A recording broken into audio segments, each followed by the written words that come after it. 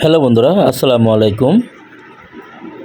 বিএনপির ভারপ্রাপ্ত চেয়ারম্যান জনাব তারেক রহমানের নির্দেশে চট্টগ্রাম মহানগর যুবদলের পক্ষ থেকে ফেনী, নোয়াখালী, চাঁদপুর, লক্ষ্মীপুর ও ফটিকছড়ির বন্যা কবলিত এলাকার মানুষের জন্য কিছু ত্রাণ সামগ্রী নিয়ে অল্প কিছুক্ষণের মধ্যে আমরা রওনা হব ইনশাআল্লাহ। আমাদের জন্য দোয়া করবেন সবাই। আর একটি কথা না বললেই নয়, আসলে বুঝে উঠতে পারছি না কি আসলেই আমরা এই মুহূর্তে বাংলাদেশে রয়েছি নাকি অন্য কোনো দেশে। কারণ এই জন্যই যে আজকের এই বাংলাদেশ আর বিগত দিনের বাংলাদেশের মধ্যে অনেকই তফাৎ।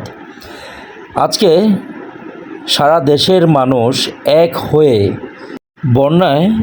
বন্যা কবলিত এলাকার মানুষের পাশে এসে দাঁড়িয়েছে। যার যা কিছু আছে, যার যতটুকু সামর্থ্য আছে, সর্বোচ্চ দিয়ে চেষ্টা করে যাচ্ছে একজন আরেকজনের সহযোগিতা করার জন্য।